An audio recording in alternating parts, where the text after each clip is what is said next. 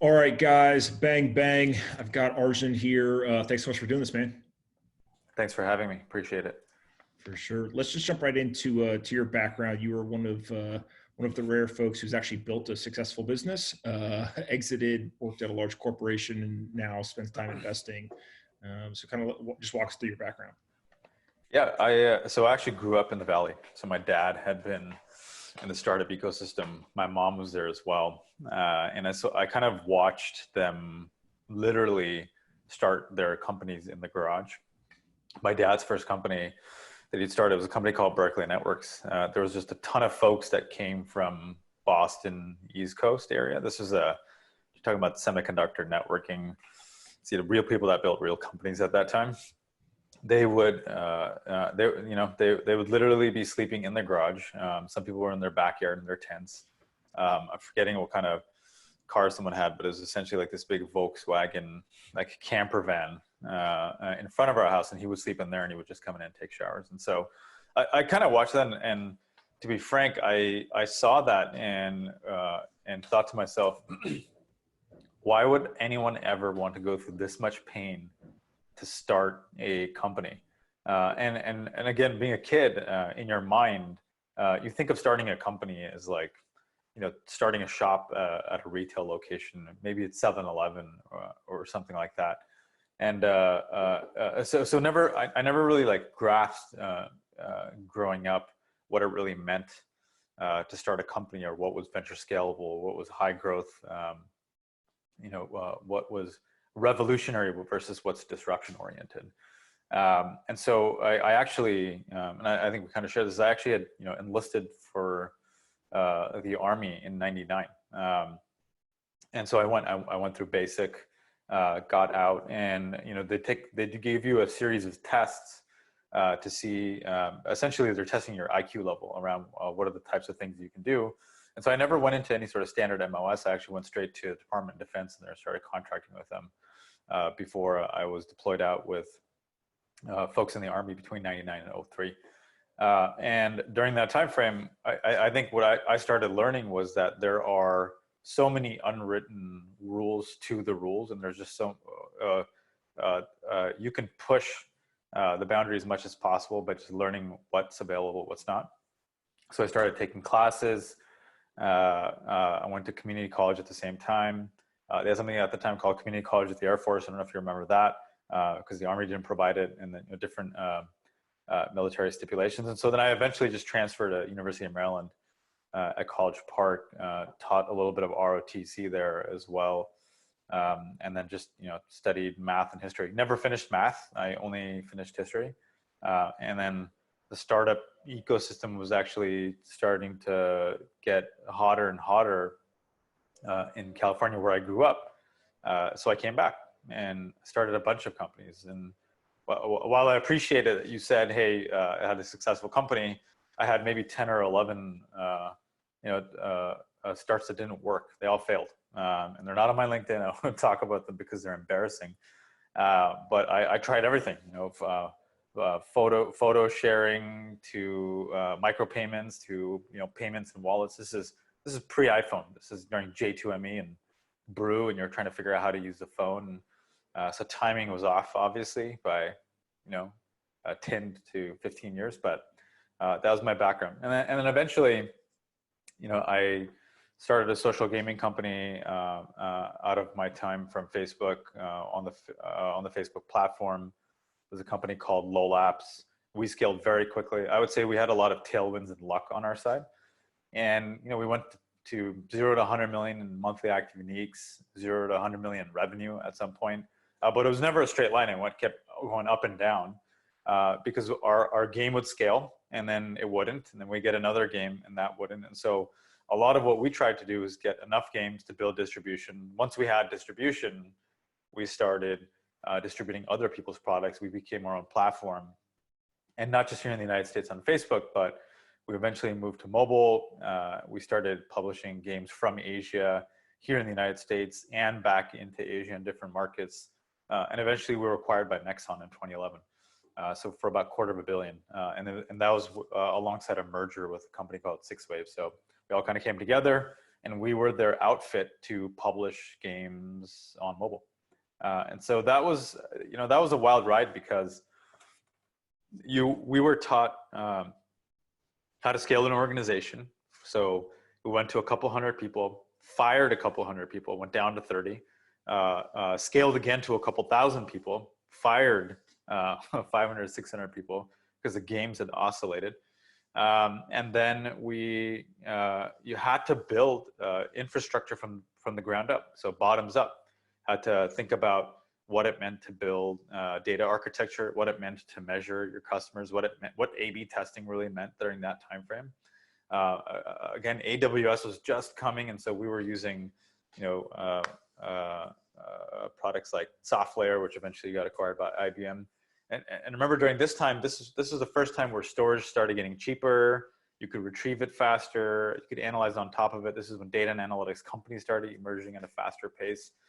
So that was the time when I was growing up, and my companies were either succeeding or failing. But this is how you built your product and engineering teams. And so kind of fast forward from there, I had started another company called MessageMe, sold that to Yahoo. I was on the executive team there, scaled their whole mobile unit out to a couple billion in revenue from zero, where they went from desktop to mobile. And we also acquired 250 companies. It's kind of a wild ride. And the only thing that helped us from our portfolio approach was using some sort of data analysis or frameworks to be able to leverage the data to make decisions in the future. And a lot of people say, they just use the word data and analytics, and they think all their problems are solved. That's not true, right? It's more about, what are you measuring? What are your frameworks? What's the philosophy around the data that you're collecting? And then how are you going to make decisions based off of that? And I think, the companies that have done that really well have been Google during their time, Facebook probably, the most prominent of them. And we're more biased there because that's our background. It's where a lot of our team comes from. Jonathan, my co-founder at Tribe, essentially invented the data science practice at Facebook when he started there. So a lot of, you have to kind of think about, what does data help you do? And I started thinking about, what can data help us do in the private venture landscape? You saw a lot of companies and hedge funds and funds in general use third-party data sets and publicly available data sets to start thinking about how to invest in the public markets and have some sort of edge. And we've all heard that story. There's the famous folks at Renaissance. They have their strategy, but the list of folks that have been successful have been pretty long. And we thought, okay, well, in the private markets, what's most important? And what was most important was the same work that we used to do when we built a company from the ground up, from scratch, which is, you have all this data, storage is getting cheaper, retrieval of that is cheaper, and you should be able to analyze it. So what are the frameworks that you use to make good decisions? And so I eventually joined a firm called Social Capital. There was 3 co-founders. Chamath, who's more famously known because he was at Facebook as well, and had started the growth initiatives and this type of thinking within Facebook. But he had also helped start this ecosystem of thinking, in my opinion, across the Silicon Valley ecosystem. And I had joined because Social Capital was the only firm that was thinking about leveraging data from companies, their primary data, to build bottoms-up view to make better decisions. And so what I really pushed for during that time was, great, we can do that, but how can we help to augment the companies that we work with? How can we make better decisions ahead of time? How can we store and query this over time so that we can get better at our decision making? But as venture capitalists, how to augment our time of our experiences, right? Like, I've been an entrepreneur at scale companies. Who cares? There's a certain amount of time that goes by that it's less relevant, but it only becomes relevant if I have data and context to understand how companies work and what's really happening, versus, hey, I saw this company 10 years ago do this, or I saw another company 6 months ago did this, you should do it too. Those are not really helpful. And a lot of my investors in my past used to do that. They would come into a board meeting and they would basically just, reflect on other companies and what they were doing. And I remember one time there was this one investor who said, let's take a look at Living Social and Groupon, and you guys are very good at distribution. We should do the same thing. And I was like, we have a distribution, retention for our games. We make money. We have profitable unit economics, and we need to scale that. And I think a lot of people focus on short-term metrics, short-term vanity metrics in some cases. And so a lot of my time and my colleagues' time have been spent around what's the data that matters, the philosophy behind it, and how do you automate and build abstraction layers on top of that to make better decisions. Yeah, so let's go back for a second. The thing that you said in terms of you started a bunch of companies, some worked, some didn't, but timing was a big piece of this. Yeah. I want to start at kind of a 10,000 foot view of just, I think a lot of entrepreneurs, especially earlier in their careers, don't understand that this may be the most important factor, right? It's just if the idea's time has come type thing. Maybe talk a little bit about through your experience, both in starting a company at the wrong time and then also starting one, kind of at the right time with the Facebook platform and stuff like that. Yeah, so if you use the word timing, it really goes back to, in my opinion, 4 pedestals. But people talk about product market fit. Product market fit is essentially just that it fits within a certain time frame, and then you have a product that is working. How do you quantify that? In a market that has demand for that product, how large is that market at that time? And then what's the team behind it that substantiates those 2 aspects? And I'd say the other pedestal, in our opinion, that people kind of forget about is the distribution of that product into that market. And that's another piece there. I would say, the timing really equals product, market, team, and distribution as a whole, if you want to look at it as a formulaic perspective. And the products that I was building and my colleagues were building, you can say that either the timing was off, that the market wasn't ready for it, or the product you built just wasn't working for the market that existed, right? Like it's kind of either or.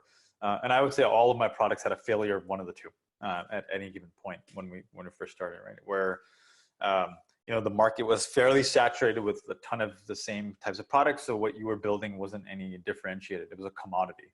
And so we call that kind of red ocean markets, right? Where you're just building the same thing.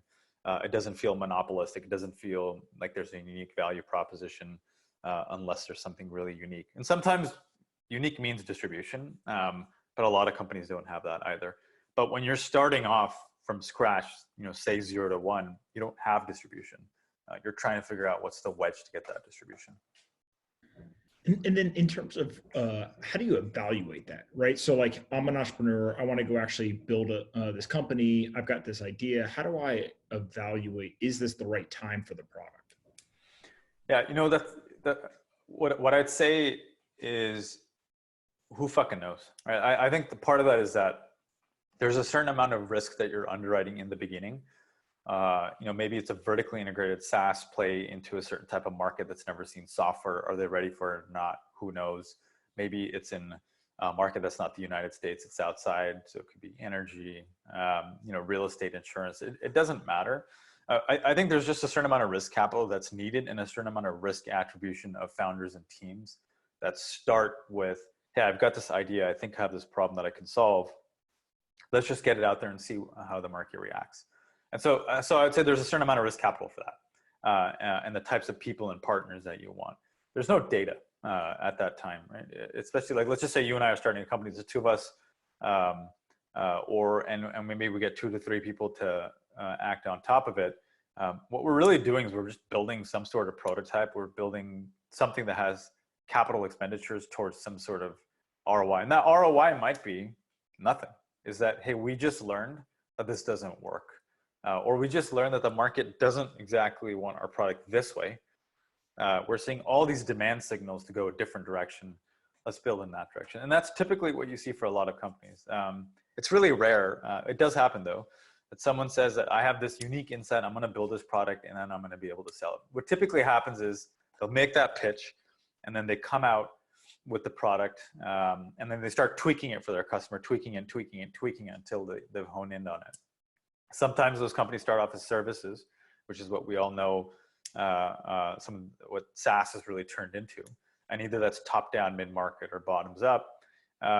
But the main thing I would think through is that there's no real data in the beginning. You got to have some sort of keen insight, and then as time goes on, and especially in today's day and age, you do have data that you're collecting on how your customers are interacting with your product, and the beauty of software products is that there's a ledger to it. There's breadcrumbs of how people use it, and that's actually where we come in. Is that we have like this guide map of what it looks like to be a healthy company for your industry at your stage and life cycle. And here's how you should measure yourself against that, or benchmark yourself against that. And if you can do that, then you know where you are in the quadrant or gradients of healthy to unhealthy. It's kind of like, you're getting ready to run a marathon. Can you run it?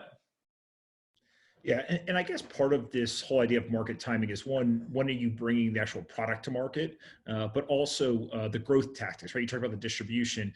Obviously, there was a point in time where using Facebook for massive distribution and growth made a lot of sense. Maybe some would argue now it doesn't. How do you think about also the timing of the growth tactics that you're using?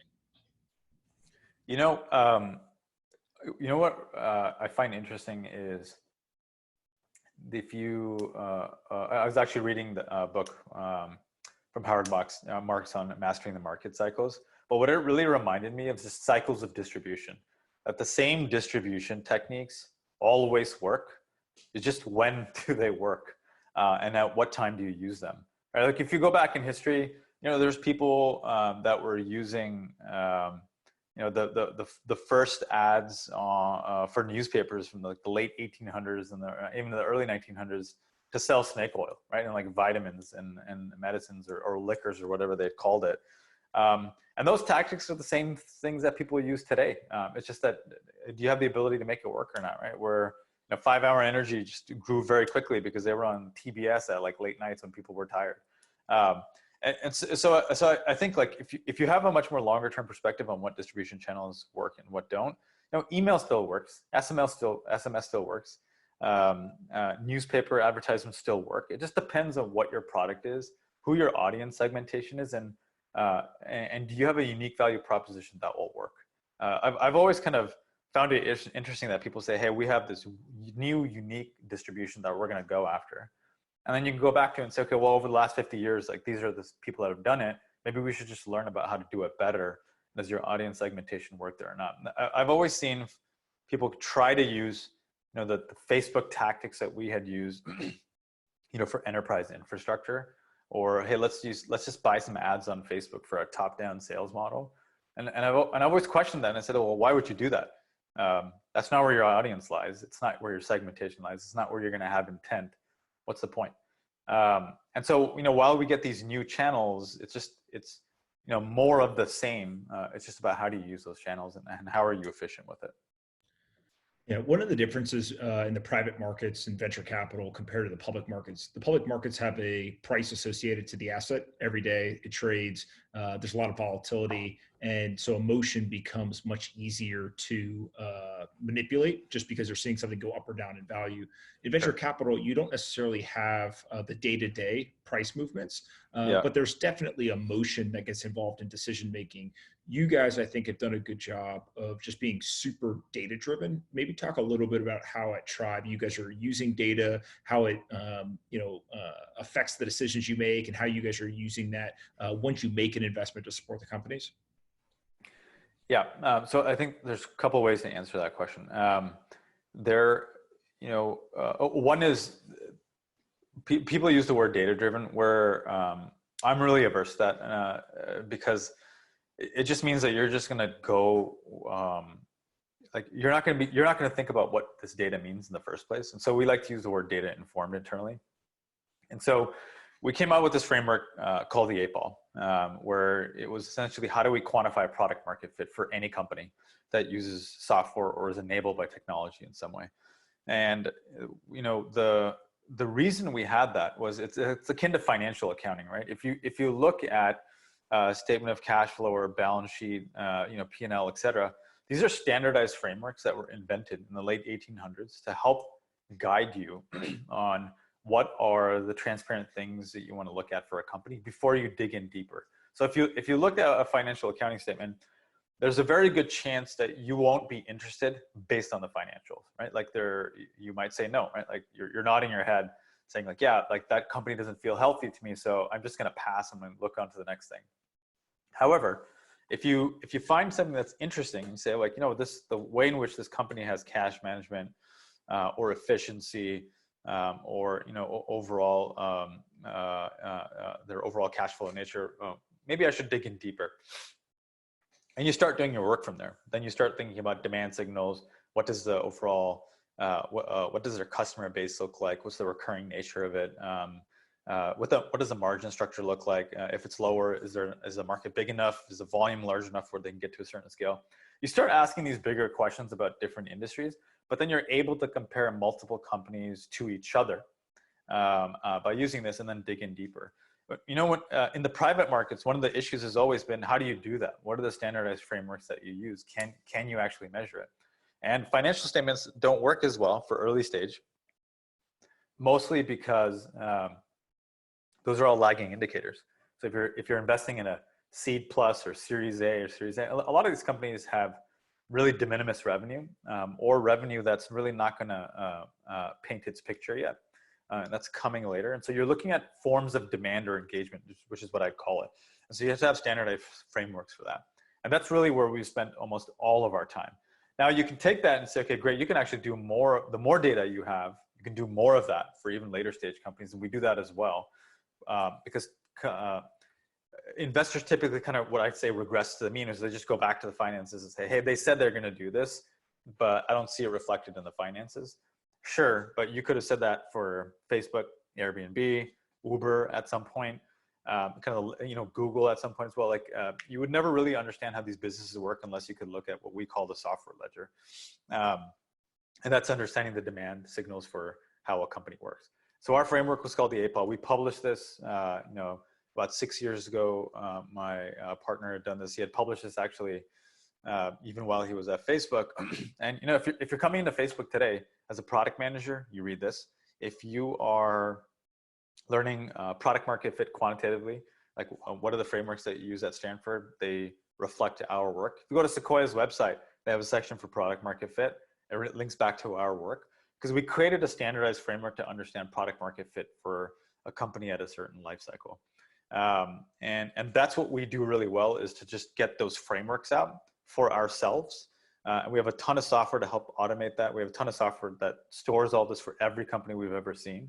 So we can get better at not just evaluating, but giving this insights and feedback back to the company. Like if you're a founder and you're starting a company, the first question you ask everyone is like, what does it take to raise a Series Seed? What does it take to raise a Series A? What does it take to raise a Series B? What are the milestones I need to achieve? And we basically say, here are the fucking milestones that you need to achieve. And it's and here's the gradients of where you need to be, and here's what use of proceeds really look like, and what people are going to gauge you on. And this is what we tell our entrepreneurs. This is where we think we can help. But more importantly, because it's standardized, this is a standardized framework you can use to reflect back to the market as well. And so we use this as a foundation to understand where a company is at its life cycle, and then what it's going to take to scale. Like what, is this going to take 20 million, 50 million, 80 million of subsidization of venture capital or other source of capital to get us to a certain size of scale? That's what venture capital is all about, right? Which is the velocity of growth is what people are trying to invest in. And I think a lot of people kind of forget that, right? Is it a sublinear path? Is it super linear, or is it just linear? And all companies have different stages. And at some point, I'm sure we'll talk about network effect because we both also come from that same background. But that's just as important, right? Is that you can only really think about network effect if you have a foundation to understand where a company is in its life cycle, and do they have product market fit or not? Frankly, most products don't have product market fit, and that's what you want to know. Do you want to spend your time as a founder on something that's not working? And in my opinion, if I knew that earlier on, I would say I wouldn't want to have done those 10 things. I would want to only focus on the 2 that started working because it had product market fit. Yeah, and I think part of this, what you're highlighting in terms of Sequoia and Facebook, really covering this stuff, is the first part of this is it's a mindset, it's a philosophy, right? Of looking at building a business in a very scientific way, measuring this stuff.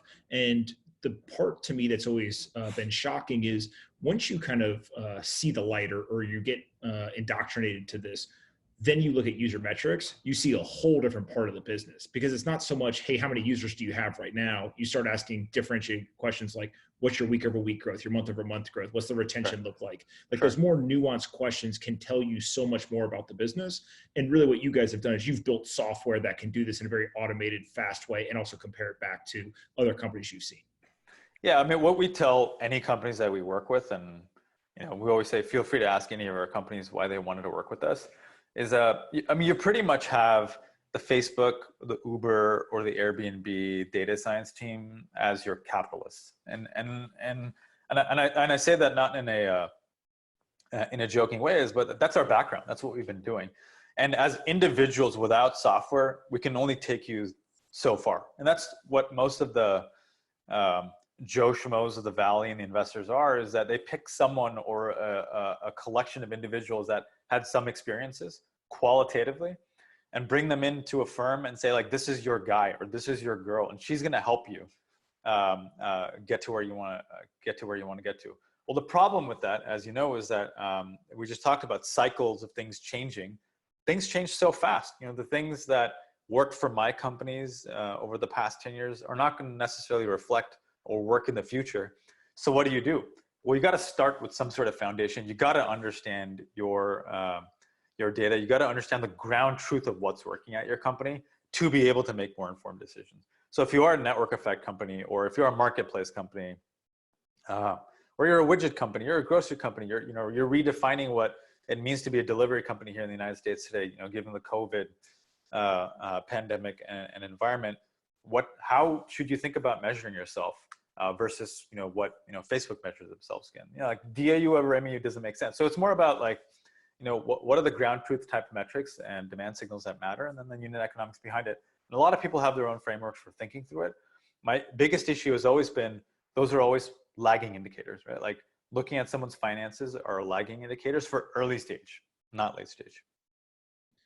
And so how do you then take this super data informed approach where you do have access to that software ledger you talk about? Do you say, hey, we're just going to listen to the data and the data is going to tell us what to invest in and what not to? Or is there still an element of like kind of the art of investing, or what a lot of people say, it's my gut, it's my personal position or opinion on this, not actual data? Yeah, I always go back to look,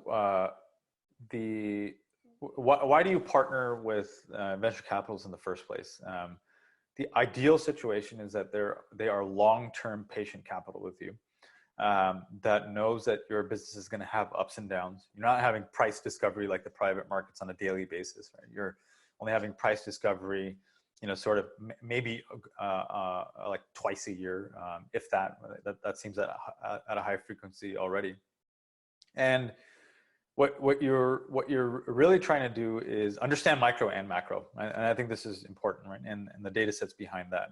And right now we've been talking about primary data and micro, and understand what is it going to take for use of proceeds to get companies to the next stage, to get them to a place where they can self-sustain. In some cases, some people call that profitability. Some people call that high growth, which is what the market was valuing up until end of December 2019. I think kind of the best way to think about it is like what are the milestones that you're investing for in the future, and who are the folks that you're going to have around the table to do that. And so again, I go back to the context has always been let's focus on people, and then as you mentioned, gut-driven investments, or can you get a foundation or a context of a certain type of company? And you have software that helps augment that with their workflow to help me be a better investor, or help me be a better board member or an active investor. Remember, at the end of the day, you have these active investors around you, right? That are coming on the board. You're spending time with them. They strategically, you need them to help you. They have a brand in some capacity. They have a network as well for helping to hire or corporate M&A, et cetera. And so you're choosing them. And so the people you choose are just as important as them having context into your business. And so the way I kind of explain this is, look, if I'm around a dinner table, and let's say, it's a corp dev style conversation, you should expect your investors to have almost the same context into your business that you have. Maybe I'm not going to have all the nuances on like what you A/B tested last week. Of course not. But I should be able to explain your business from the bottoms up around why it's so important. And if I can do that around the dinner table or, over a Zoom call like this, because I have context, I have, my data informed methodologies to do that, that will just make us better investors regardless. And I think that's always the case. That's the case when you are a GM of a business unit or a head of product for a company. It's the same thing. Head of product has no idea what's happening at the latest A/B test, 3 or 4 orders down. Like if you trace it, they don't know. They're hoping that their teams are accountable to get stuff done. And the same way I think about it is on our side, which is as active investors and minority investors in many cases, we should be accountable to understand what's happening at our company. And then therefore, the second order and third order effects of that is that we can help them strategically because we just know what's going on. If you ask any,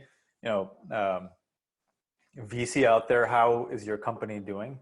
They'll say, that person is great. They know what they're doing. I love how they're attracting their customer base, like all these high level fluffy duffy shit. And then what they'll say is they're killing it, even if they're not, and you have no idea what's happening.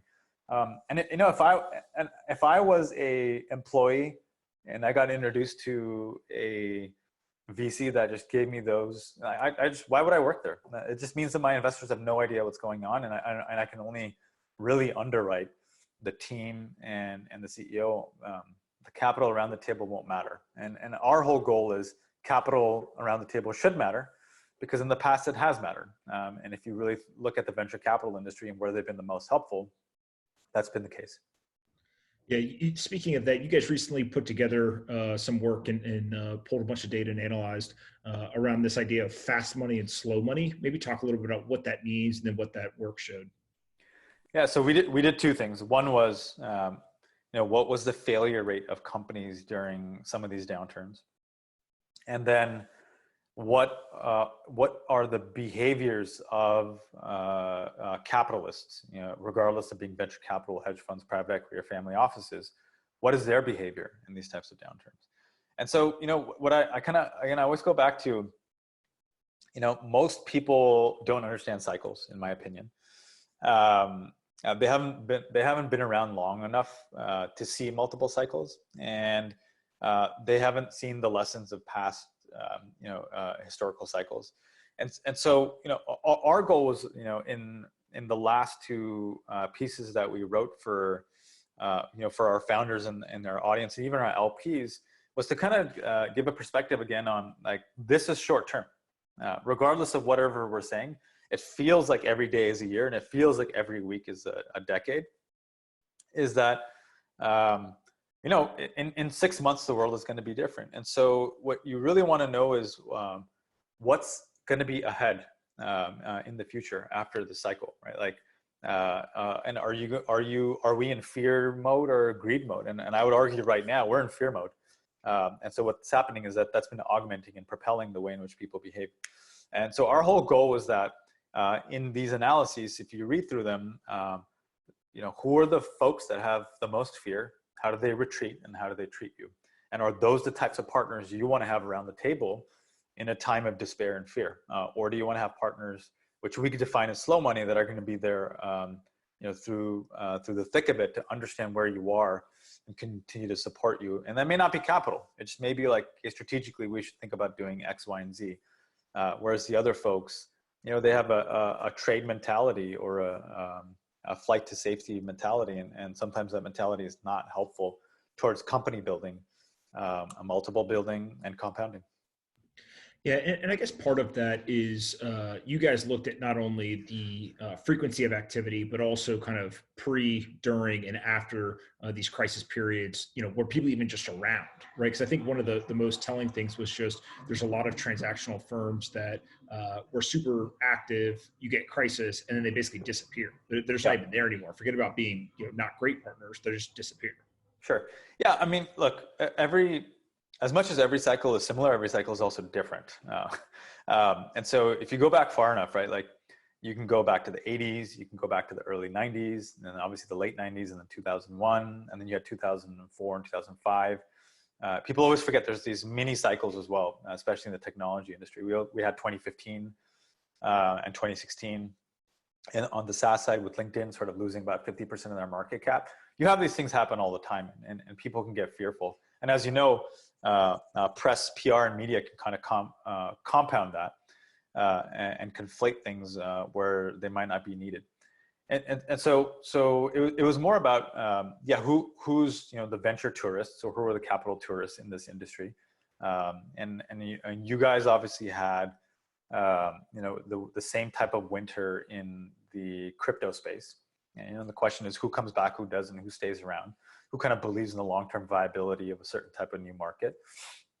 And that's the same thing for venture, in my opinion, is that the folks that understand venture, the folks that understand cycles, the folks that understand long-term building are going to be sticking around.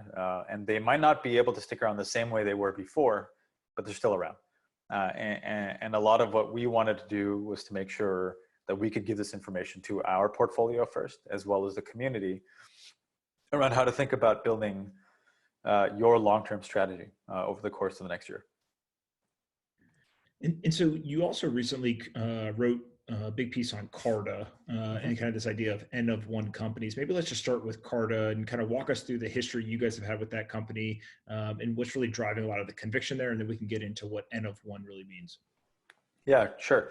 So to give you some background, a lot of our work as operators, from our time in the Facebook ecosystem at Facebook, was essentially, we spent all of our time understanding and building out data infrastructure products, features to augment and build network-based companies. Right? Like that's our whole history.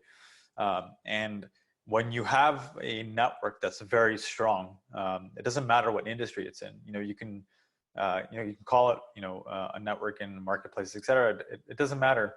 When you find something that's special and a network is being built, the question you ask is, how big does this get?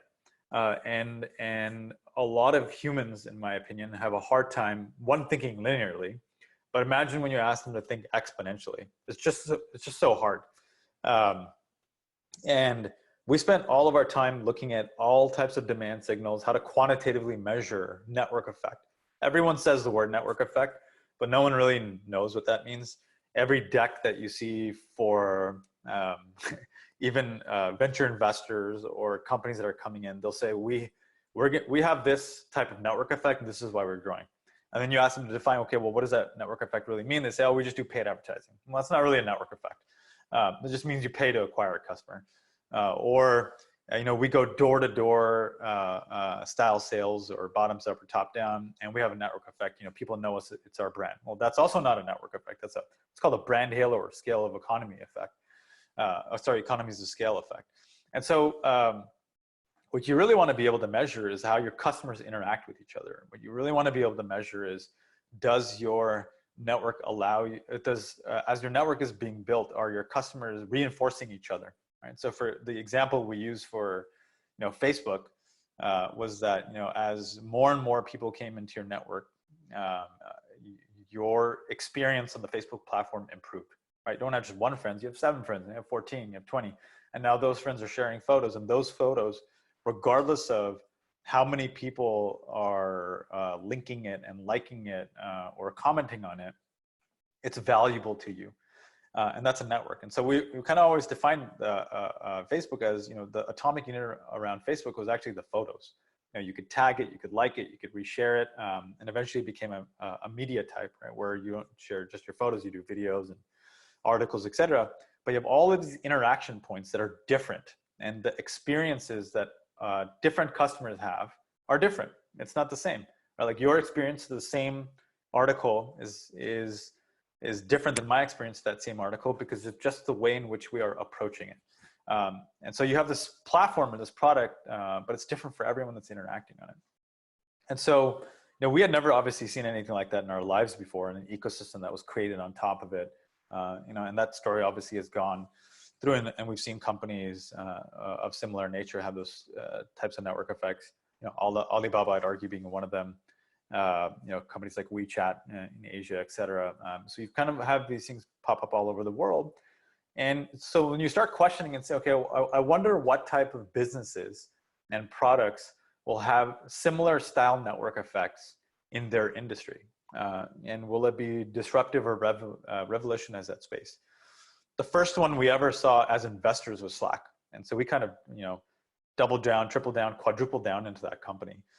We were the first investors, post pivot, when they went from a gaming company to a messaging company for enterprise. And we saw very similar characteristics of network effect there. We measured that quantitatively, pre-revenue, and I think this is really important, around the engagement that was happening in that network and what that was going to mean, and the business that you can build. If you look at Slack's product market fit today versus what they had when they started, it's pretty much the same, right? Like, you can basically say, like, here's their foundation, and they've just been able to scale it up using the same sort of techniques. And what you're really augmenting is the friction they might have created when that product came out, right? If you really look at what makes Slack special, is not just intercommunication, but it's external communication as well. Companies communicating with other companies, akin to email. And so that was the pitch we made. And that was actually the first time we had taken these frameworks from Facebook and from Slack and started using the word N of one. And this is while we were at Social Capital, like using these frameworks and starting to use the word, is this company standalone by itself, category defining? Does it have monopolistic characteristics for the wedge that they've started in? And so this really gave us what I'd say a training ground to understand what it means to have a network effect business and where else could this be applied to. I think we got very lucky. We saw the exact same thing quantitatively from the bottoms up for Carta, at that time called eShares. Like, the pitch of eShares was, and I'll give Henry a lot of credit as the CEO there and one of the co-founders, was that he said, I want to build a network effect. I don't know what that's going to look like, but in order for me to do it, I need to have this centralized view of the world versus a decentralized view of what everyone else is happening, right? It was very contrarian. Everyone else at that time was talking about crypto, blockchain, distributed systems. I'll be able to interact like, programmable money and currency. And what he came away with is that we need to be able to systematize and work within the bounds of what the customer wants first. And what that really was what we called the issuer or the assets or the stakeholders for a company. And that's what they had built out. And so it was the first time we saw engagement and network effects quantitatively from the bottoms up, of employees engaging on a platform, companies themselves engaging on the platform, similar to payroll like benefits, GPs at firms and their back office engaging with the platform, and then their investors engaging with that platform. Right? You had this really weird but extremely engaging set of nodes and edges interacting with each other, but they were so far away from each other at the same time, right? Like, you don't have the head of Harvard endowment deal with someone at Gusto that owns a share, but they're both stakeholders of the exact same asset, and they're all in one platform. And so that was really exciting to us. And so, a lot of what we wanted to do was understand, they had one business, which was a core cap table business, where you charge to understand what it means to manage your cap table and all the stakeholders that come on board there. And there's a lot of competitors in that space at that time. And then they had another business called the 409A that you had to do in order to define fair market value, in order to issue options for your employees, right? It's very employee, company, and issuer specific. And over time, what you were able to see was that as the network got larger and larger, again, akin to the photos parallel that I mentioned for Facebook, and then building multiple businesses on top of it, Carta started saying, because we had spent a lot of time with them talking about the N1 framework, talking about what an atomic value means, talking about what it means to have gasoline on top of your atomic value and how to scale. They came up with another product for a different set of customers that were already on the platform that were engaging. And I think this is really important, is that you have so many people engaging on the platform. What are the types of products and revenue line items that you use to start monetizing them.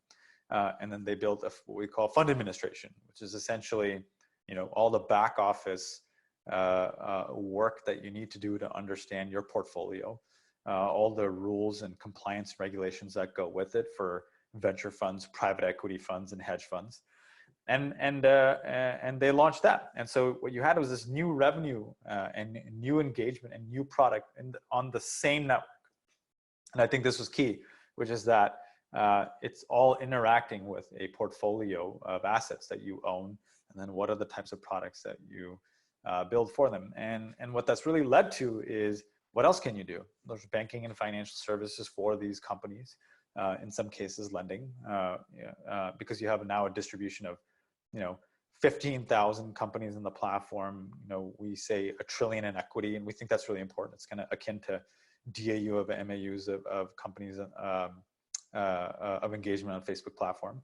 And then you have 1 million stakeholders in the platform. And so the question you really ask is, what happens when you 5x that, or 10x that, or 20x that, worldwide? This is just in the United States alone. How large of a company is that?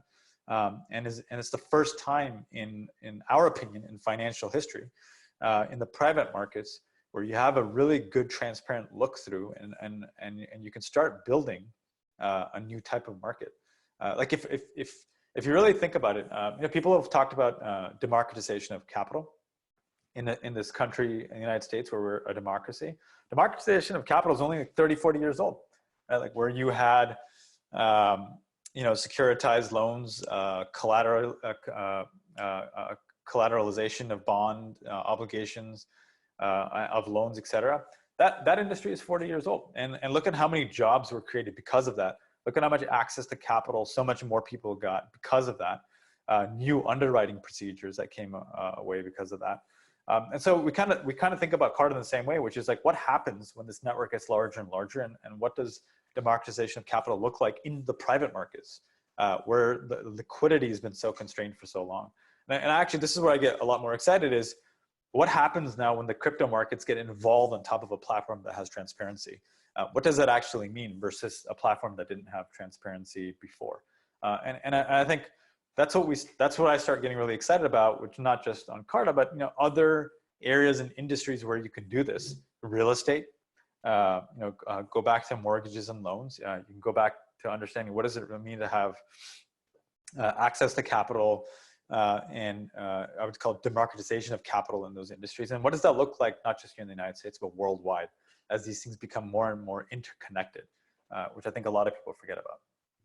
Yeah, one of the things that you mentioned is kind of these early stage businesses where you can really start to see the network effects. And so if you put yourself in the operator seat at Facebook, I think it was like, can we get you 10 friends in 7 days, right? Or something like that. At Slack, I think I've read that it was like 2,500 messages among a team, and then you knew that you had them and they were going to stay retained. What were some of the metrics that you saw early on with a business like Carta, which maybe it's not as obvious to people that it's a network effect business, but you guys, by looking at the data, could really tell? Is it number of stakeholders? Is it transactions, logins? Like how do you actually think about that from the more tactical standpoint? Yeah, I mean, if I would really urge anyone to read our Carta manifesto.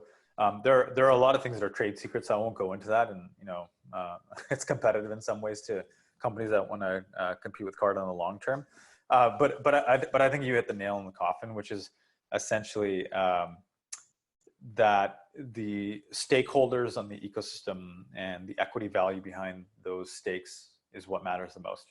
And I always go back to, it's akin to DAU and MAU, right? Like your form of engagement is that not every asset value or equity is going to be equal. And as time goes on, what does that really mean, and what are the types of products that you can build on top of it? That's the main thing. And again, when you're going back to a company, you're not talking about engagement with people logging in every day. What you're really talking about is the number of stakeholders that are in a company. In theory, you could say the larger number of stakeholders and the value of that stake that goes up over time makes that stake more important to the ecosystem up until a certain scale. And the question you have to really ask is, like, what are you able to do with that over time? And what do the companies in the ecosystem look like? What does that allow the companies in the ecosystem to do? not just Carta itself. But like I know a lot of people think about Carta, but it's like, if you are a company on Carta, what can you do now? You could stay private longer, just like Microsoft wanted to. They didn't want to go public. Facebook didn't want to go public. What are you allowed to do, and how are you able to think about long-term growth? But at the same time, giving people access to be able to participate in that alpha, rather than saying it has to be in the public markets in the long term. Right? If you really look at it, private markets have just gotten larger and larger and larger, and they're growing at an exponential rate. And I think that's the key. It's something that worries me at the same time, but it's also a trend that I don't believe is going away because of the way in which companies need to be built for long-term viability of investments rather than the short-term. Yeah, and so one of the things that people usually talk about is always, how do I find product market fit? How do I build the network effect? And from the investor seat, people talk about, do you have that monopolistic, tendency? You guys use the terminology N of one, but what can happen between when you first get product market fit or network effect, and it actually doesn't work out? Like how have you seen people either break the network effect or actually make a mistake as they scale? And the reason why I'm asking that is it a situation where kind of like betting on the right market, an average team can be successful because the market forces can take care of it? Or is this something where it's not good enough just to get the initial product market fit or network effect? You've got to really actually make sure that you don't screw it up on the way to scale. Yeah, that's it's a really good question. I would say that any example I give you will have a counter to it, and that I generally believe that if you are in an excellent market, your team can be average or below average, and it'll still work. And the reason I say that is there's just so many companies where you can see that, and I won't name names, but I think they're quite obvious when you start digging into who they are. I think it's extremely rare to find a good team in a good market building a good product. And I will be bold enough to say that I think Facebook has been one of those unique companies where they had all three, and you can see that in the way in which they execute and what they do. They've just been very, very good at executing their product across all these markets. Now you think about all the other companies and say, okay, well, what do they do really well versus what they don't? And most of these companies, I would just argue, they're just in very, very good markets. And they were able to have product market fit in those markets, and they are riding on the tailwinds for it as long as possible. Our goal is to try to find companies that were just like Facebook, that were able to recognize that they had a good product, they need to build out their team and make sure they can continue to execute, and then they can continue to ride market tailwinds and use those tailwinds for the next adjacent markets that they want to get into versus hit into headwinds like a lot of companies do over time. And so I don't have any hard and fast rules there or what we advise. Our job as investors is, as I mentioned before, is think about micro and macro. The micro side is where we use our quantitative frameworks to help evaluate and judge companies, but then share all that back with the company, right? Like, our companies get like these 40, 50-page reports every quarter, and they love it. I remember one team came to us and said, hey, we went on an offsite for 3 days, and all we did was go through line by line your guys' whole analysis. And to me, that's great, because that means we are adding value to our companies, because we're just making them think. We're not telling them what to do. We're not telling them if they are good or bad. We're just giving them raw ground truth and a bottoms-up view around how to view themselves. And it's up to them to make decisions on how to execute. And we've been doing that across multiple companies. We do that for a few public companies today. And we've been helping some folks even underwrite risk on the debt side using these same frameworks, because it's standardized and it's helpful. And I can't echo that enough. I think it's really important to just make sure you have ground truth before you start any decision making that's qualitative or quantitative. And then what I'd lastly add is that in order to understand macro environments, you need to have a perspective on micro. It's really hard to make any sort of projections. And I think we're all typically as humans very bad at making sort of projections anyways, on what's happening in the macro landscape. Right? Like, I'm not an economist. I won't, I can't give you a very good, honest perspective on GDP and, what's happening in the ecosystem today. But what I can tell you is, if you give me a set of 1,000 companies where I have primary data, I'll be able to give you a pretty good bottoms-up view and understanding of how they're performing and how healthy they are. and the demand signals that go into it, because those are our frameworks. And ideally, that can help inform a macro perspective, right? As venture investors, our job is to understand what's happening today as clearly as possible. Benchmark says this very well, right? As investors, the reason they do well is to understand the present clearly. You need to understand that in order to understand the future, which is what is actually happening. It's really easy to say we need to do these 5 things, or we need to build for the future, invest in biotech, sci-fi, and I think we think of that as well. But you got to understand bottoms up where we are in order to get there. If you want to get to the moon, you gotta launch rockets to get there. If you want to 3D print on the moon, you got to get there first as well. And so understanding point A to point B, transportation, supply chain, all of that is a part of what we do. Yeah. How does that change when the macro environment changes? So take like COVID-19, for example. There's a number of shifts. Obviously, one, everyone's got to go sit in their house. 2, you get things like in the fundraising environment, there's definitely a bigger focus on profitability versus maybe growth. And then 3 is, I think a lot of people look around and they say, hey, valuations are going to change. They're likely to come down. How much, how quickly? There's a lot of questions. And if you don't have data, you don't have those answers. Or are you guys able to use some of the data frameworks and things that you've seen in those past cycles in order to inform it? Or, like how do you actually apply this in these kind of weird transition periods? Yeah, absolutely. It's what's interesting is that when you get raw ground truth data, you're able to go back and reflect on things that might have happened in the past.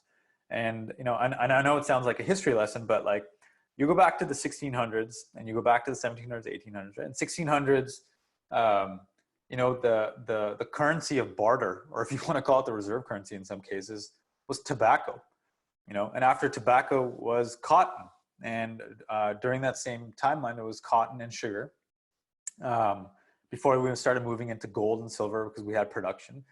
So if you go back far enough and you say, okay, well, what was happening to these markets at that time, companies that were being created, incentive alignment that was happening, 400-year history of, you want to call it colonial and U.S. capitalism, what was happening and had these types of things happened before? And the answer is yes. We've gone to war. We've shut down demand access to other countries and companies as states were being formed here in the United States. Civil war, something very similar had happened. And so you really talk about that and you say, okay, well, what are the types of decisions you make as investors? What are the types of decisions you make as entrepreneurs? What are the types of decisions you make on a macro side for the small to medium businesses that are essentially 99% of the employee base in the United States? I think roughly like 1.5 trillion in payroll. All of these things have second, third, and fourth order effects. And so when we think about COVID-19, one, it's a forced government shutdown. I'm not saying that's negative. It's just, that's what it is. And we're fighting this war against a pandemic that is indiscriminate in some cases, right? Like you and myself, any person of any purchasing power gets affected. And so what does that mean for markets when demand can systematically get shut down and has to get shut down? And then how long does it take to recover? So as an investor, you kind of have to understand, okay, where are we in that cycle? What is the effect post-cycle? And is that still a down cycle of fear? And then what happens after that? And then what are the companies that are able to sustain and exist within that time frame? Which are the ones that need help or subsidization, not necessarily from us? And then where do you start placing your bets from in terms of growth? Where do you start placing your bets in terms of what needs to be built? That doesn't necessarily have to be software, it's software, infrastructure, technology, energy, insurance, et cetera. The list kind of goes on. And where are going to be ecosystems that are going to either be rebuilt or augmented because of what's happening today, right? And so a lot of people look at the short term. What do they say?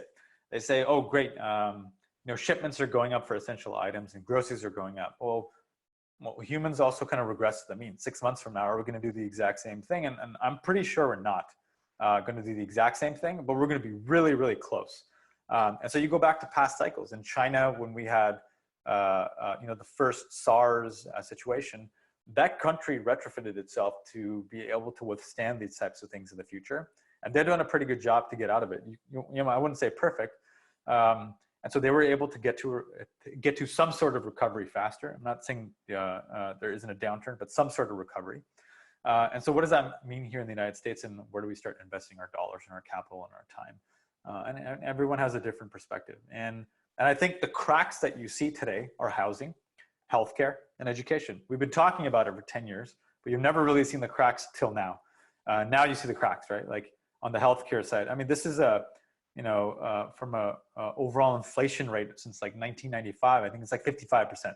That basically means things have been getting more expensive. It's been getting harder, and it's an out of reach for people that were, what I'd say, a plumber that was making, $30,000 to $50,000 a year today was making the same amount, 20, 30, 40, 50 years ago. I mean, they just make less money than they did today because of that. And that's important.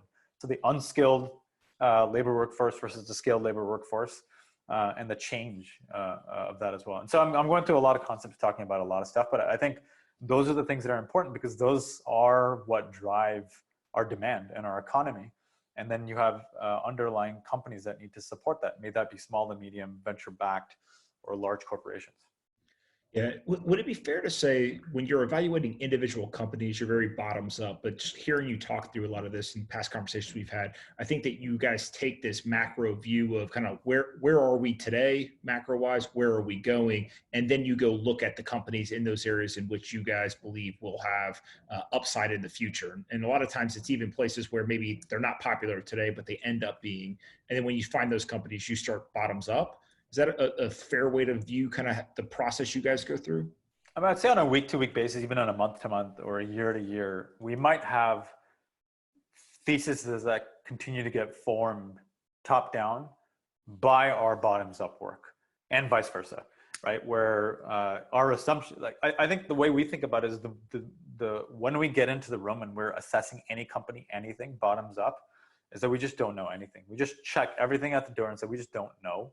So what are the assumptions we may have made that are wrong? What are these new assumptions we should start making now based on this data?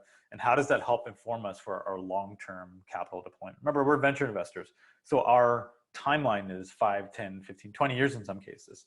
As an angel investor, I have an investment from 2005 that's still not liquid, right? It's still there and I'm still hanging on. And then when you start thinking about going from 10 to 50 to 100 to 200 investments, your thesis has to be different. You have to start thinking about your portfolio, your liquidity needs for yourself and your LPs, but also what you need to do in order to make better decisions in the macro and micro environment. The reason macro is important is you have to understand the bottoms up demand signals you see. Are they going to continue to see tailwinds, or are they going to hit headwinds? Are they in a regulatory environment or not?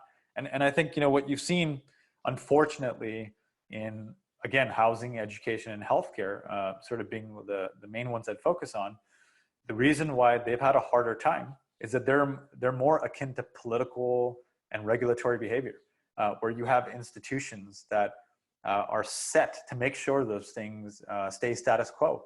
It's hard to innovate.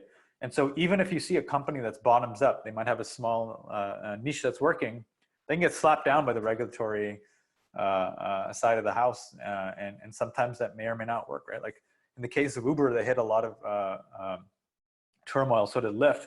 They were able to make it through because what was happening is that we were moving away from a world of being regulated to a world of being unregulated, to make it more beneficial to the consumer, make it more beneficial, in my opinion, to the folks that were being employed to make money through that remnant inventory. Same with Airbnb, et cetera. And so you kind of have to look at that and say, well, what are going to be those types of changes that will happen that are effective for education, healthcare, and housing? And the question you ask is, in this environment, is that helping to accelerate some of those industries to deregulate and get more innovation and to be able to help build in that direction? Or are they going to stay status quo? And that's where we spend a lot of our time thinking through, which is you have to understand that part of the macro and gather data on that side as well. And that's the hard part. Like that's the art on top of the science, which is science is not going to tell us what's going to happen.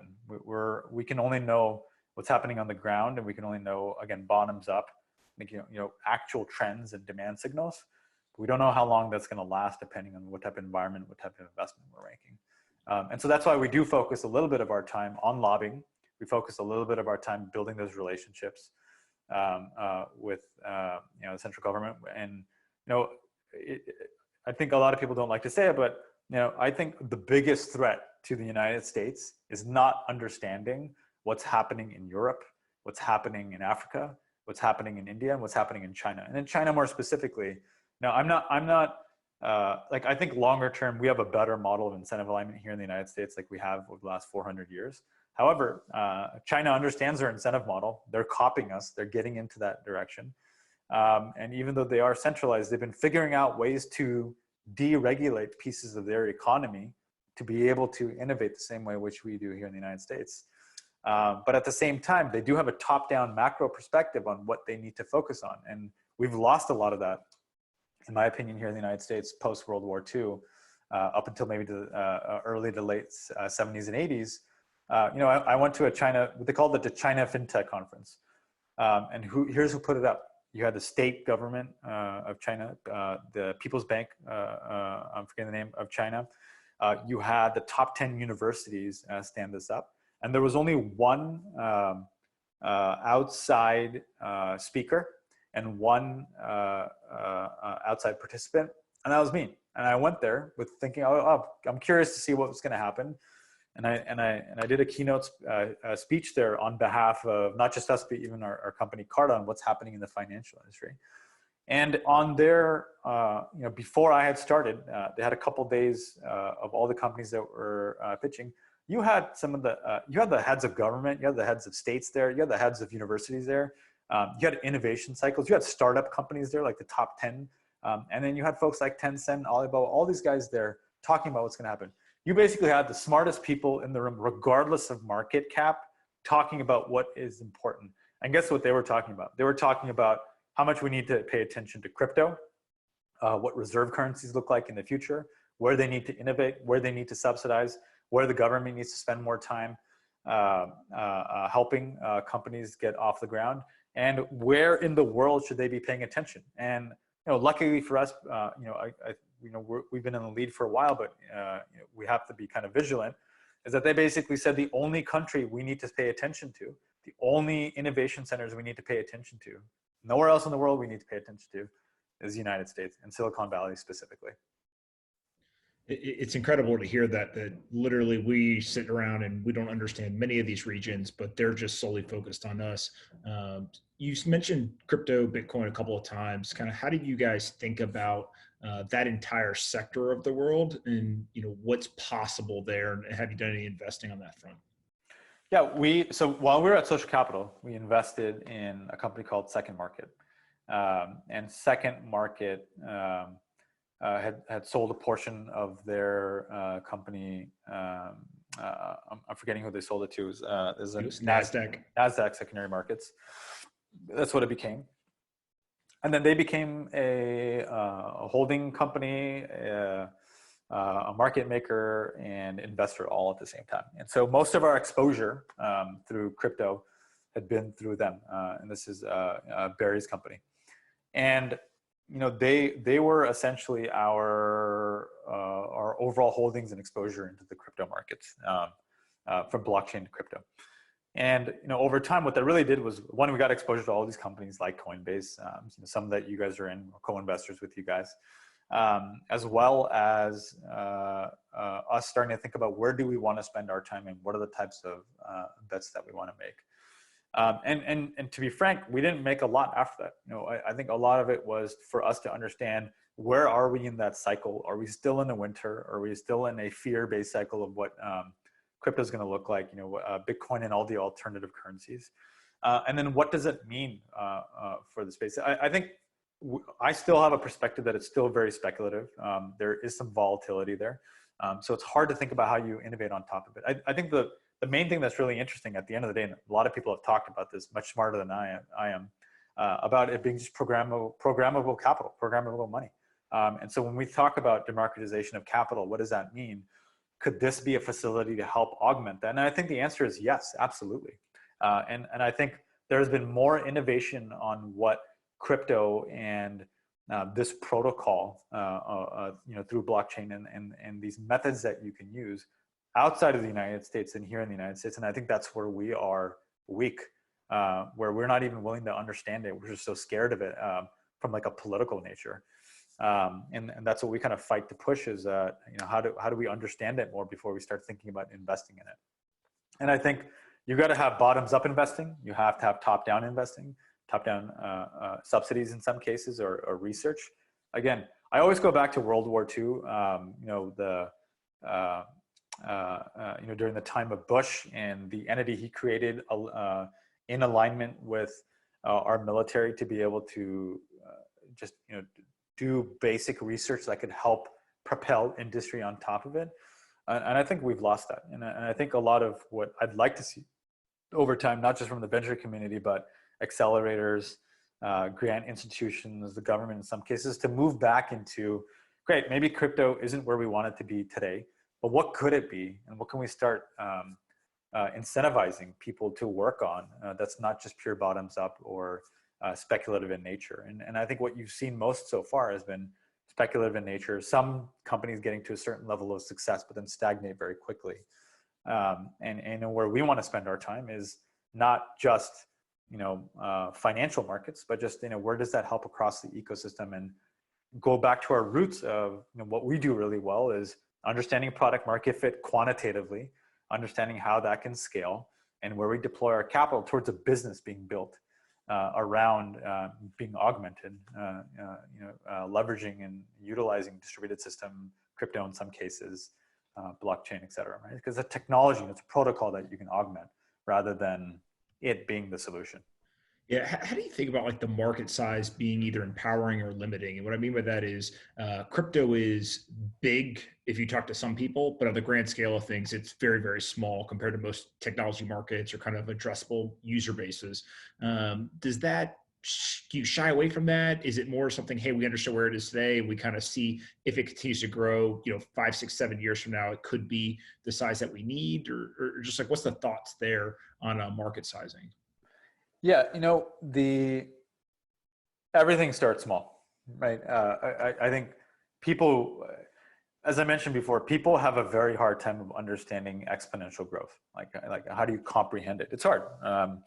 And so when you think about crypto, what has already happened in the last 10 years, it's amazing, like and how much it's compounded.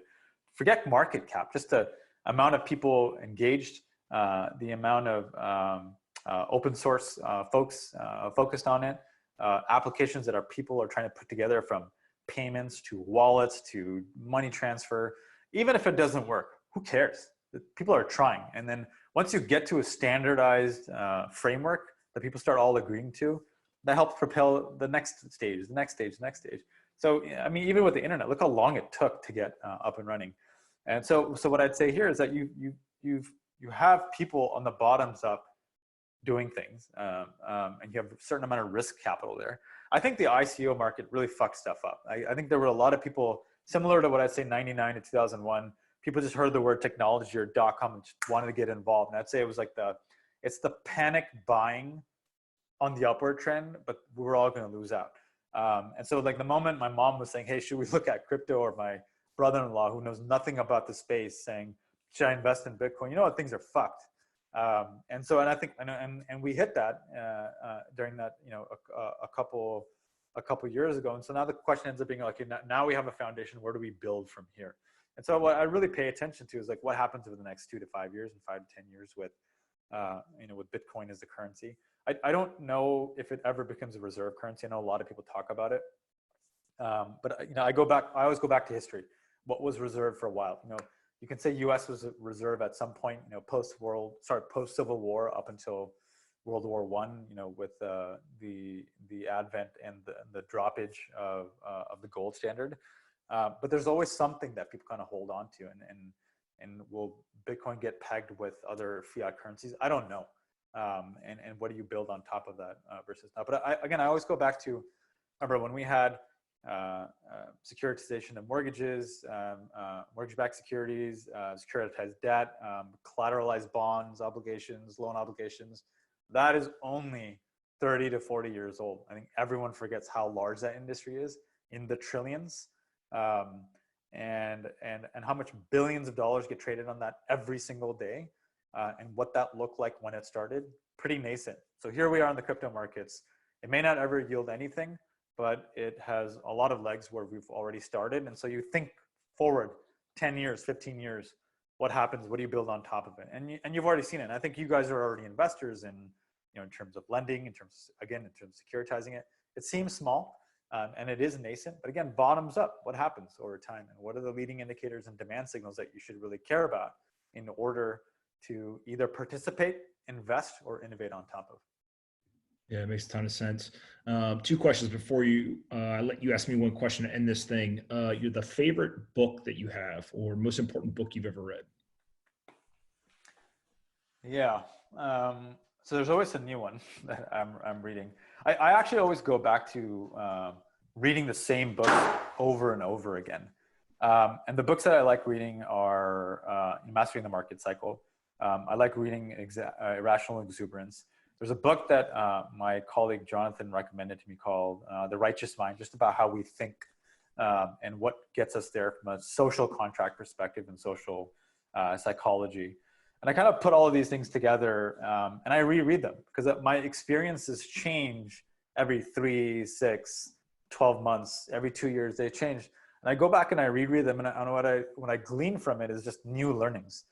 And so I'm a larger fan of rereading the exact same books over and over again, versus opening up. And I kind of, and the reason I think about that is that, as an entrepreneur, as an investor, you'll read a lot of books about how to become an expert in something. It doesn't happen overnight. It takes 5, 7, and people call it 7-year cycles. And so a lot of what I try to do is, how do I take a lot of these lessons that other people have had on top of what I'm doing today? And how can I become more and more of an expert of what we can do really well? Not just me as an individual, but as a firm and as a team. And so those are the books that I like to read over and over again. And I think one book that I keep going back to as well is 0 to 1 by Peter Thiel. Like I think I'm much more in line with his types of philosophies, not 100% of them, but probably like a 70 to 80% overlap. And then all of these other concepts and books. And those are probably my favorite books that are all around frameworks on how to think. You just rattled off some pretty good ones there. So that's not a bad answer. You've got an eye for space and made a number of investments and kind of spent a lot of time there. Believe in aliens? Think they're real? So let me tackle why I care about space or climate change or healthcare education. The reason I care about one is that I am a diehard American. I know it's kind of like a negative thing to say these days, but I'm here. I'm privileged to be born here. My dad was successful because of the opportunities that lie here. And so a lot of what I think about is, what are the type of next growth factors that are going to come in the United States? What's hard to build? And what are the types of companies that we need to invest in to make that happen?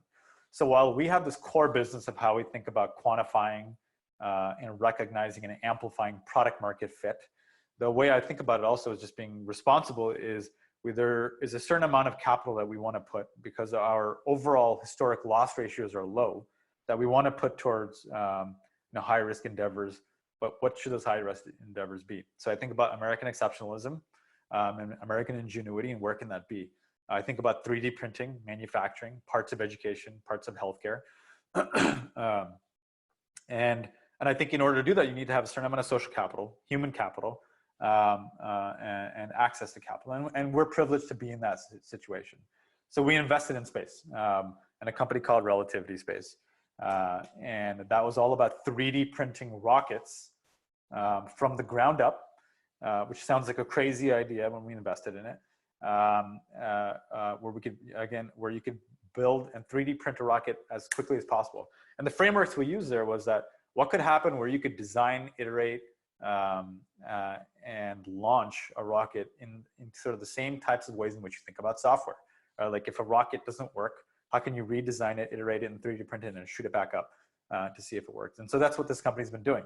When an engine didn't work, they would redesign, reiterate it. Something that would take people 1 or 2 years, they could do it in 7 days or 30 days. So you take that concept out and say, well, what happens when you can do that, not from just the engine, but the full rocket to a multitude of rockets, to a multitude of payloads, and how do you get from point A to point B? And so their whole goal is they want to get to the moon. They want to 3D print on the moon. And that's what we invested in, was a company called Relativity Space. And again, it's all about American ingenuity, American jobs, focused on building hard things. And so they're based out of LA, Seattle, and Louisiana. And then another company was a company called Saildrone. It was the same concept, which is, just as much as space, the world's oceans are just as hard to innovate on top of and below. What do you build? And there's this company called Saildrone that started, as a science project, but they were able to finally go from technology to platform to problem solving. And they do the same thing. Instead of NASA, the World's Oceans Institute, that's similar, is called NOAA. And the company works, very closely with them, as well as being here in the United States and working with world governments, but even U.S. government, to help understand, measure quantitatively our world's oceans, our weather, and what's happening on a minute-by-minute basis, not on a month-by-month, or not by a cyclical six-month time frame. You want to know what's happening in the Arctic and the Antarctic now. You want to know what's happening on the buoy system that's in the Pacific Ocean. You want to know because that is what informs us and what's happening for our world's oceans, our weather, our fisheries, oil exploration, if you want to call that from an energy perspective, defense of the United States, if you want to go that far as well, all the way into how that affects our agricultural components here on land. All that stuff is important. And so those are hard things, and you have to invest in those. And so we don't take as many bets in those areas, but we take a small amount of bets that we think are, again, bottoms up, where we have a macro perspective, and we want to take moonshot bets. If you want to even call it loon shots, we'll do that. But we're investing behind people that know how to do this. And we're spending a lot of time asymmetrically with these teams where we can help them step function. And that's how I kind of think about it. And then to answer your question about aliens, do I think they exist? That's a hard one, right? I think in the infinite realm of possibilities of what the universe looks like, my scientific side of me says, yes, they have to exist. We just don't know what they're going to be. Are they humanoids or not? Or are they some sort of, bacteria or single cell organism that exists outside here? And I think, we have theories about them already existing, on other planets. May they be dead or alive. But I do think aliens exist, and the question ends up being, are they more akin to how we are? And in my lifetime, I'm not sure I want to meet anyone that's an alien or anything, because that would scare the shit out of me, because that would ruin the frameworks around how I think about this world and how we think about the macro. But at a high level, yeah, I do believe aliens exist, and that might think of me as an naysayer, but that's how I think about it. My whole thing is just, if they exist, let's make sure we discover them. They don't discover us, right? It never really works out when you're the invaded. It's much better to be kind of the invader if it has to come to that. Yeah, there's this book. I don't know if you've read the Expanse series at all, and then it became an Amazon sci-fi show, then an Amazon show. It's kind of interesting to see how people think about science fiction and what it really means. My sense is, and as I mentioned, humans are bad at projections. My sense is that we're focused on becoming an interplanetary species first, and I think that's we're gonna be focused on for the next 200, 300 years. That's what I'd like to see happen, and that's where I'm putting our capital, personal and our venture firm over time. And you've seen some of our first bets there, but we look at that kind of across the board, is that if you think about the word growth and what that means and where we have to go over time, with eventually a stagnating population, we'll get there, even though it doesn't seem like that. We'll get there, and new growth opportunities. Space is one of those areas that we need to focus on, because the amount of things that we can do in space versus what we can do here, the physics of being online here on Earth is very different. And there's a lot more innovation that happens in space than that can And so you want to make sure that you can reduce the friction, make it cheaper, and build there across the same types of ecosystems that we invest in today. Biology, metals production, communication, etc. That's going to happen from space. Absolutely. You get to ask me one question to finish this thing up. What you got for me? Yeah. So why did you decide to invest versus operate? Same question back to you that you love asking us. I think that what I really began to realize is I enjoyed building businesses, but my favorite part about building the business is going from, hey, this would be a cool idea. Let's test it. Let's see if it works. Let's get some product market fit. And then when you get into the true like scaling part of it, to me, the day-to-day pieces of that were less exciting. And so for me, it was, how do I go as early as possible, find founders to kind of continue to just do that same exercise over and over again in different markets. And when I first started investing full-time, I don't know if I really had like some master plan, right? It was more of just like, I know this one thing I really enjoyed doing. I know a lot of other people that are trying to do it, but they've never gone through that process before. And so as I kind of did that more and more and more, what I then started to understand is, hey, I like these markets. I don't like these markets. Here's the types of teams I like to work with, all of those things. And it's one of these pieces where you guys obviously have a lot of software and data analytics that help inform this stuff. But like you specifically have probably done, that initial exercise, I don't know, 100 times now, right? And it's just like, you've got the pattern recognition, certain things that are not so much shortcuts, but just you can avoid the potholes. You can go ahead and the tests to run. Like all of those things can really accelerate a team to get the answers. As much as you get to see patterns, we, like any other humans, we regress to the mean. I fuck up all the time. That's why we have this software to help us make sure we don't make those mistakes, because our gut reactions, thinking fast and slow, are not, are sometimes not in line with what's happening. So yeah, I mean, I've been watching you for a while, and I think we've obviously had invested in one of your companies way back in the day and spent time in kind of watching your progression. So I think I think it's really great to see where you've gotten to, things that you care about now more than ever, and watching that progression. And I think what you do now and how you kind of inform people, it's really important. And I think we all appreciate it. So thanks. Of course. Well, I appreciate you coming on here, and we'll definitely do it again. Awesome. Thanks for the time.